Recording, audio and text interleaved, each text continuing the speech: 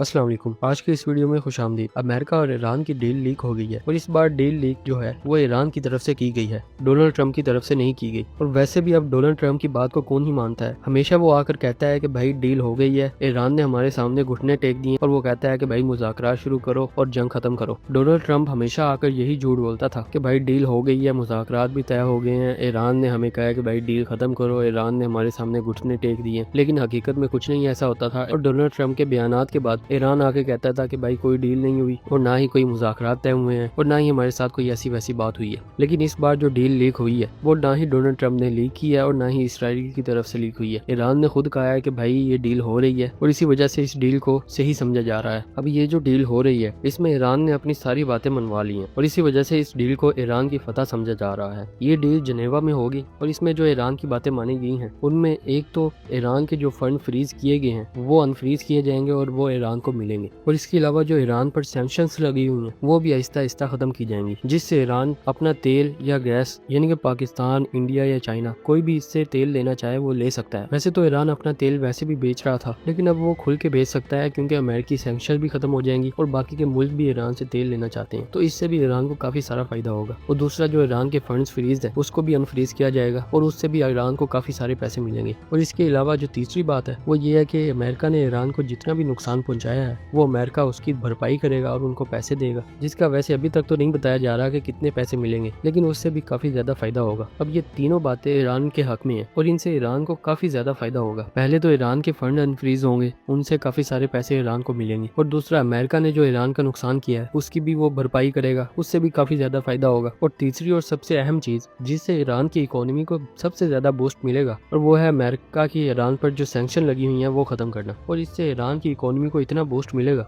जितना सऊदी और कतर को फायदा हो रहा है, क्योंकि ईरान पर जो सैंक्शन है वो खत्म होने के बाद कोई भी ईरान से फ्रीली उसका तेल या गैस ले सकता है। और इसके अलावा स्ट्रेट ऑफ हॉर्मुज की बात करें तो वो अभी भी ईरान के पास ही रहेगी और ईरान वहां से गुजरने वाली शिप्स पर टैक्स लगाकर वहां से भी पैसे निकाल सकता है। अब इस डील में ईरान को तो इन चीजों से फायदा हो रहा है। दूसरा अमेरिका को क्या फायदा है? अमेरिका को ये फायदा है कि ईरान अपनी यूरेनियम की एनरिचमेंट को रोकेगा और वो न्यूक्लियर बॉम्ब की तरफ नहीं जाएगा। अब इसमें देखें तो ईरान तो पहले भी कहता था कि मैं न्यूक्लियर बॉम्ब नहीं बनाऊंगा और उन्होंने तो ऐलान भी किया है कि भाई आइटम बॉम्ब बनाना हराम है। मतलब कि अगर उन्होंने हराम कह दिया है तो फिर वो बनाएंगे क्यों? क्योंकि उन्होंने तो पहले ही उनको हराम कह दिया। अब अगर देखा जाए तो अमेरिका को इसमें सिर्फ और सिर्फ नुकसान ही हुआ है। एक तो ईरान ने अपनी बातें मनवा ली और दूसरा उसने ये भी दिखा दिया कि उसके अंदर कितनी ताकत है कि उसने दुनिया की सबसे बड़ी सुपर पावर अमेरिका के साथ जंग की है और उनको काफी ज्यादा नुकसान पहुंचाया। इससे बड़ी बात क्या ही हो सकती है कि ईरान जिसको ये सोचते थे कि भाई ये 2 दिन के अंदर खत्म कर देंगे, वो इनसे 4 महीने हो गए संभला ही नहीं जा रहा। और दूसरा एंड क्या हुआ है कि भाई ईरान ने अपनी बातें मनवा ली हैं और जो अमेरिका ने मनवाया है वो तो ईरान ने शुरू से ही कह दिया था, जंग होने से पहले कह दिया था कि भाई हम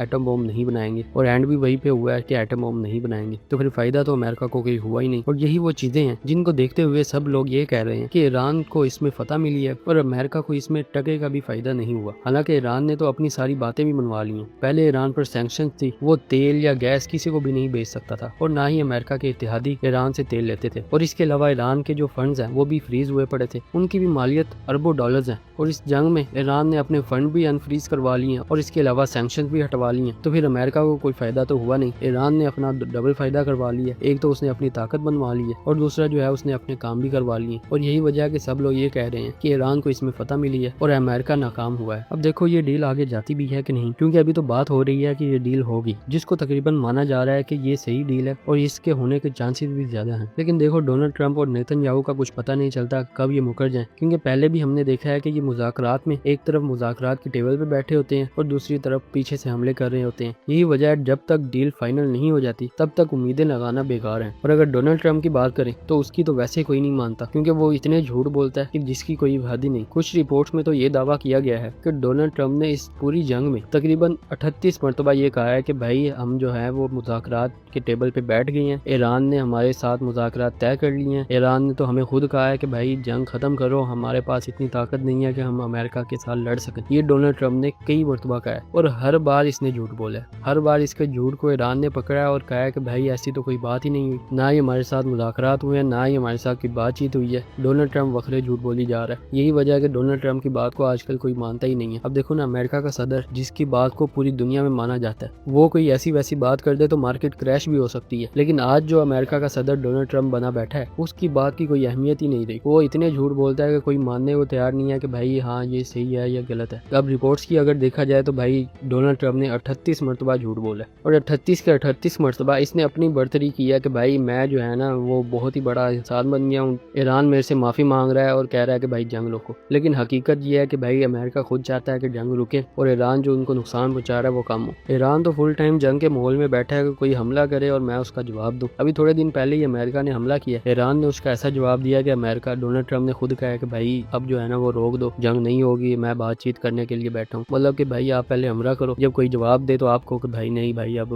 بس ہو گئی، اب جنگ نہیں کرتے۔ مطلب کہ اب آپ اس میں دیکھیں کہ امریکہ کوئی حملہ کرتا ہے، ایران اس کا ایسا جواب دیتا ہے، ڈونلڈ ٹرمپ خود آگے کہہ دیتا ہے کہ بھائی اب جنگ روک دو، بھائی اب اتنا ظلم نہ کرو۔ یہی دو چار چیزیں ہیں جن کو دیکھتے ہوئے یہی لگ رہا ہے کہ امریکہ نے اس جنگ میں بہت بڑی شکست حاصل کی ہے اور ایران نے اپنا لوہا منوا لیا، چاہے وہ اس نے اپنی باتیں منوائی ہوں یا اس نے اپنی طاقت دکھائی ہو، لیکن ایران اس میں جیتی ہے۔ اب ویسے نیتن یاہو اور ڈونلڈ ٹرمپ کا کوئی بھروسہ نہیں کہ یہ آگے کیا کرتے ہیں، لیکن اس ڈیل ہونے کے چانسز بہت زیادہ ہو گئے ہیں۔ ڈونلڈ ٹرمپ تو ویسے ہی بولتا رہتا ہے، کبھی وہ کہتا ہے میں کیا نام ہے حملہ کر رہا ہوں، کبھی وہ کہتا ہے کہ نہیں اب میں مذاکرات کروں گا، کبھی وہ کہتا ہے بہت بڑا حملہ ہوگا، پھر وہ کہتا ہے کہ نہیں میں اب مذاکرات کرنے بیٹھ جاتا ہوں۔ مطلب کہ ایک طرف وہ مذاکرات بھی کرتا ہے، ایک طرف وہ جنگ کی باتیں بھی کرتا ہے، مطلب کہ بیچ کی بلی بنا ہوا ہے ڈونلڈ ٹرمپ، نہ ہی وہ جنگ کی طرف جا رہا ہے نہ ہی مذاکرات کی طرف جا رہا ہے، دونوں طرف بس جھوٹ ہی بولی جا رہا ہے۔ مذاکرات کر کے حملہ کر دیتا ہے، حملہ کرنے کی بات کرتا ہے تو پھر مذاکرات کرنے کی بات کر دیتا ہے۔ مطلب کہ اس پوری جنگ میں نا ڈونلڈ ٹرمپ کا کوئی یقین نہیں کر سکتا۔ اب اس میں اسرائیل کہاں چپ بیٹھ سکتا ہے؟ یہ بھی ہو سکتا ہے کہ اسرائیل کوئی نہ کوئی حرکت کر دے جس سے دوبارہ مسئلہ کھڑا ہو جائے، کیونکہ اسرائیل تو کبھی بھی نہیں چاہے گا کہ ایران کا کوئی فائدہ ہو، اور اس ڈیل میں ایران کا ہی فائدہ ہے زیادہ تر۔ لیکن سب سے زیادہ مسئلہ اسرائیل کو یہی آئے گا کہ ایران اپنے پیروں پہ کھڑا ہو جائے گا اور ایران کی اکانومی کو بوسٹ ملے گا۔ اب پاکستان اور قطر دونوں مل کے یہ مذاکرات کروا رہے ہیں۔ قطر اس میں اس وجہ سے آ گیا کیونکہ ان کو بھی کافی زیادہ نقصان ہوا ہے۔ ویسے تو اس نے کہا تھا کہ بھائی میں کوئی ڈیل نہیں کرواؤں گا، ایران جو کر رہا ہے وہ اس کا خود ذمہ دار ہے اور وہ خود اس کو بھگتے گا، نہ ہی ہم کوئی ڈیل کروائیں گے اور نہ ہی ہمارا اس میں کوئی لینا دینا ہے۔ لیکن اب قطر کو بھی سمجھ آ گیا کہ بھائی ایران کو نہ ہی یہ نقصان پہنچا پا رہے ہیں، نہ ہی کسی کو فائدہ ہو رہا ہے، اور یہ جنگ آگے چلتی ہی جائے گی، جس سے